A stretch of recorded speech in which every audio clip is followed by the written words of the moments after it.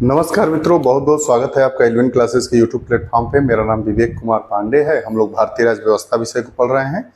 भारतीय राज्य व्यवस्था में अभी हमने अंतर्राज्यीय परिषदों के बारे में, अंतर्राज्यीय संबंध के बारे में पढ़ा, जिसमें हमने अंतर्राज्यीय परिषद क्या होती है, उसका गठन कैसे होता है, क्षेत्रीय परिषदें क्या होती है, पूर्वोत्तर परिषद में कौन कौन से राज्य शामिल है, इन ढेर सारी बातों को पढ़ा। आज हमारा अगला टॉपिक है अध्याय 16, आपातकालीन उपबंध, इमरजेंसी प्रोविजन। इमरजेंसी प्रोविजन के बारे में पढ़ेंगे। इससे भी एक दो प्रश्न पूछ लिए जाते हैं प्रत्येक परीक्षाओं में। तो आइए देखते हैं।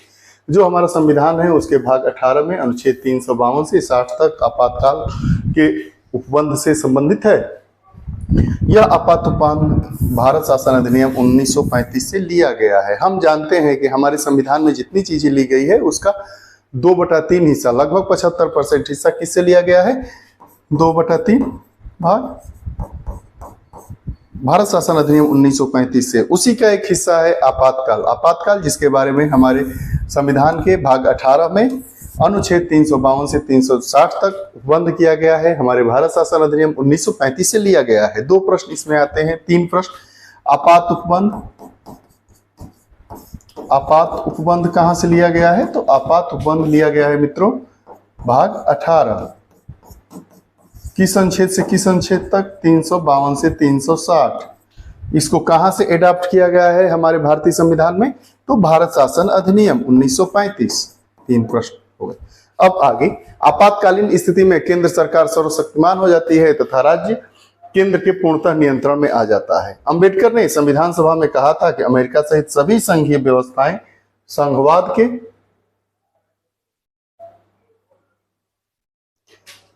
के कड़े स्वरूप में है। भारत का संविधान समय और परिस्थितियों के अनुसार एकात्मक व संघीय दोनों प्रकार का हो सकता है। जो हमारे संघात्मक हमारी व्यवस्था है उसकी यही तो खासियत है कि यह समय पड़ने पर एकात्मक हो जाएगा और समय पड़ने पर संघात्मक हो जाएगा। यह पूछा जाता है कि यह किसने कहा? तो अंबेडकर ने कहा, डॉक्टर भीमराव अंबेडकर ने कहा था अपनी संविधान सभा में कि अमेरिका सहित सभी संघीय व्यवस्थाएं संघवाद के कड़े रूप में है। मतलब कठिन, वो संघवाद एकात्मक नहीं होगा, संघवाद ही रहेगा। लेकिन हमारे भारत का संविधान समय और परिस्थिति जैसी कहेगी उसके अनुसार हो जाएगा। एकात्मक की जरूरत पड़ेगी तो हमारा संविधान एकात्मक हो जाएगा, और अगर संघीय प्रकार की जरूरत होगी तो संघीय हो जाएगा। अब आपातकाल, आपातकाल 3 प्रकार के आपातकाल होते हैं। राष्ट्रीय आपातकाल के बारे में अनुच्छेद 352 में बात किया गया है, राज्य आपातकाल के बारे में 356 में, और वित्तीय आपातकाल के संदर्भ में 360। राज्यपाल या इसको राष्ट्रपति शासन भी कहते हैं। राज्य आपातकाल या इसका नाम दूसरा है राष्ट्रपति शासन।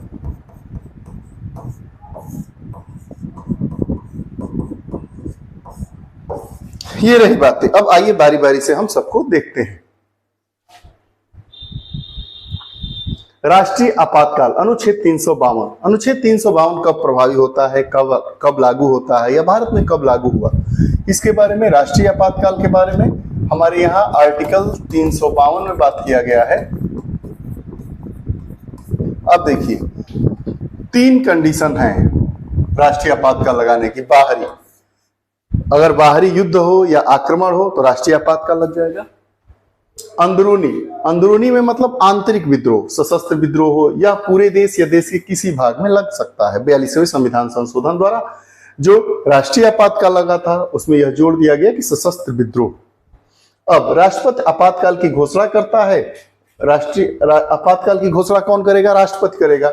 1975 में राष्ट्रपति ने केवल प्रधानमंत्री की सलाह से आपातकाल लगा दी थी, परंतु आज की स्थिति अब बदल गई थी। इंदिरा गांधी की सरकार थी, आपातकाल लगवाना था तो राष्ट्रपति प्रधानमंत्री की सलाह से आपातकाल लगवा दिया था। लेकिन अब मंत्रिमंडल की लिखित सिफारिश अनिवार्य हो गई है। जब तक मंत्रिमंडल लिखित रूप से सिफारिश नहीं करता है राष्ट्रपति से, तब तक राष्ट्रपति आपातकाल को लागू नहीं कर सकता, लगा नहीं सकता। यह कैसे संभव हुआ?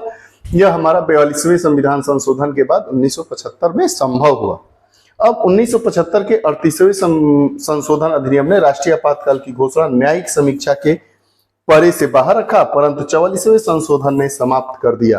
अब बात क्या हुआ कि 1975 में 38वां जो संविधान संशोधन हुआ उसने राष्ट्रीय आपातकाल, जो इंदिरा गांधी की सरकार थी, उस सरकार से और न्यायपालिका में बार बार क्या होता रहा, अनबन होता रहा, उसी का ये परिणाम आपको देखने को मिलता है कि 1975 के 38वें संविधान संशोधन अधिनियम से राष्ट्रीय आपातकाल की घोषणा न्यायिक समीक्षा से परे रखी गई।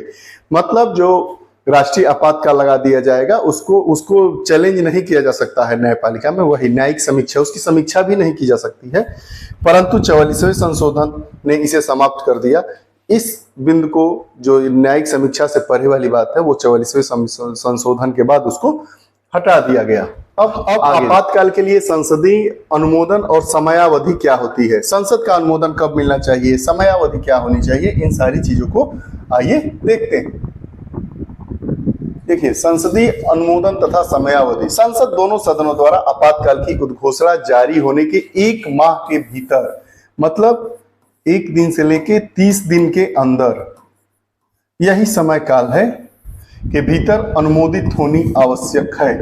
संसद दोनों सदनों द्वारा, जैसे आपातकाल की घोषणा आज हो गई 18 जुलाई 2023 को, तो 18 जुलाई 2023 से लेकर 17 अगस्त 2023 के बीच संसद के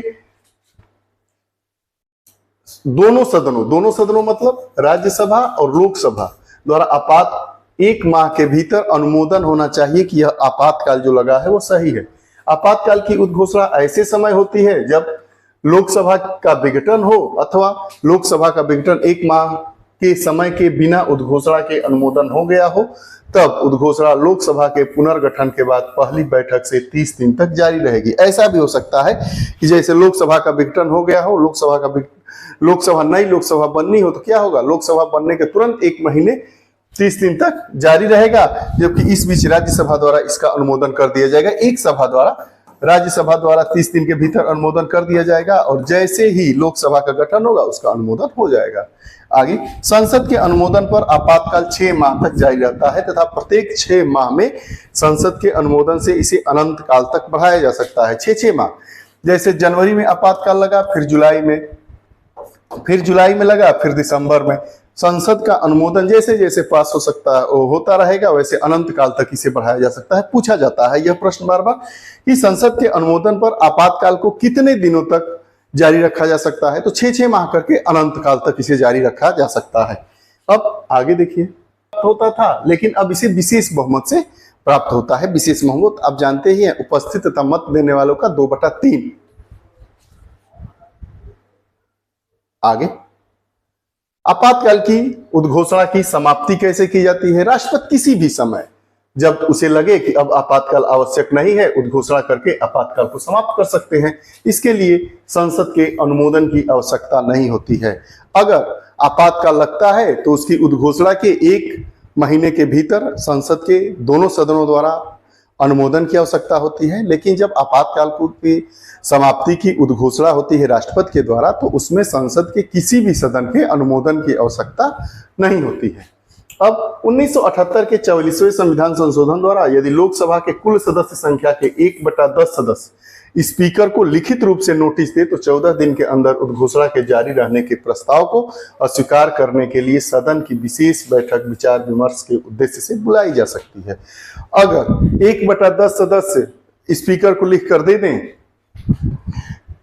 तो 14 दिन के अंदर उद्घोषणा के जारी रहने के प्रस्ताव को अस्वीकार करने के लिए, कि मतलब उद्घोषणा जारी रहेगी या नहीं रहेगी, 1/10 सदस्य अगर लोकसभा स्पीकर को लिख कर दे दे, तो बुलाई जा सकती है विचार विमर्श करने के लिए बैठक। आगे, उद्घोषणा को अस्वीकार करने का प्रस्ताव उद्घोषणा जारी रहने के प्रस्ताव से निम्न 2, आगे देखिए, अस्वीकार करने का प्रस्ताव उद्घोषणा जारी रहने के प्रस्ताव से निम्न 2 प्रकार से भिन्न है। कैसे भिन्न है, अब देखिए, जारी रखना और अस्वीकार करना दोनों अलग चीज है। जारी रखना मतलब 6 महीने बाद संसद के दोनों सदनों द्वारा उसको जारी रखा जा सकता है, बढ़ाया जा सकता है। और अस्वीकार, दोनों में क्या क्या भिन्नता है, ये इसको देखेंगे। केवल लोकसभा से ही पारित होना आवश्यक है, जबकि दूसरे को संसद के दोनों सदनों से पारित होने की आवश्यकता है। अस्वीकृति लोकसभा से पारित हो, लेकिन उसका स्वीकरण अर्थात उसको बढ़ाना 6 महीने के लिए दोनों सदनों से पारित होना चाहिए। पहले को केवल साधारण बहुमत से पास किया जाता है और दूसरे को विशेष बहुमत से। पहला जो है अस्वीकार कर दिया जाता है, उसको रोकना है तो साधारण बहुमत से 1/10 लोग उपस्थित एवं मतदान करने वाले में 1/10। लेकिन जब दूसरा उसको जारी रखना है, 6 महीने के लिए बढ़ाना है, तो विशेष बहुमत के द्वारा उसको पास करना अनिवार्य है। अब इसके प्रभाव क्या होते हैं, राष्ट्रीय आपातकाल के प्रभाव क्या होते हैं? अनुच्छेद 352 के प्रभाव, अनुच्छेद 352 के प्रभाव क्या होते हैं इसको देखेंगे। केंद्र राज्य संबंधों पर प्रभाव होगा, लोकसभा तथा राज्य विधानसभा के कार्यकाल पर प्रभाव होगा, मौलिक अधिकारों पर प्रभाव होगा। जो राष्ट्रीय आपातकाल लगेगा उसका 3 प्रभाव होगा, 3 तरीके का। केंद्र राज्य के संबंधों पर कुछ प्रभाव पड़ेगा, लोकसभा तथा राज्य विधानसभा के कार्यकाल पर भी प्रभाव पड़ेगा, मौलिक अधिकारों पर भी प्रभाव पड़ेगा। आइए देखते हैं बारी बारी से इन तीनों चीजों को। केंद्र राज्य संबंधों पर क्या प्रभाव पड़ता है?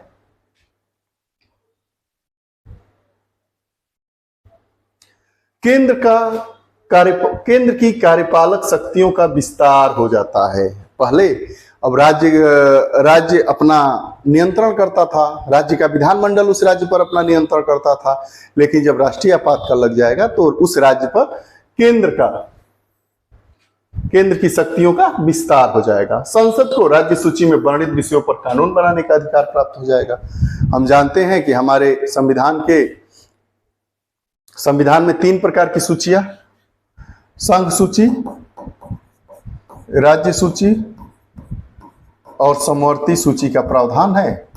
विस्तार से हम लोग पढ़ चुके हैं। तो राज्य सूची के विषय पर कानून बनाने की शक्ति का विस्तार किसके पास चला जाएगा? केंद्र के पास। आगे, केंद्र राज्य को दिए जाने वाले धन कम या समाप्त किया जा सकता है। केंद्र जो राज्यों को धन देता है उसको या तो कम करेगा या तो समाप्त कर देगा। 3 कंडीशन हो गए।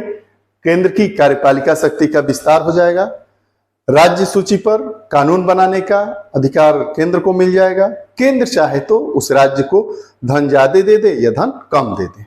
अब लोकसभा तथा राज्य विधानसभा के कार्यकाल पर क्या प्रभाव पड़ता है? लोकसभा कार्यकाल उसके सामान्य कार्यकाल से आगे बढ़ाकर 1 साल तक बढ़ाया जा सकता है। लोकसभा का कार्यकाल 1 साल तक बढ़ाया जा सकता है। उसके बाद यह विस्तार आपातकाल की समाप्ति के 6 माह से ज्यादा नहीं हो सकता है। मान लीजिए कि आपातकाल खत्म हो गया जुलाई में, तो दिसंबर तक ही यह स्थिति बरकरार रह सकती है। आगे, मूल अधिकारों पर क्या प्रभाव पड़ता है?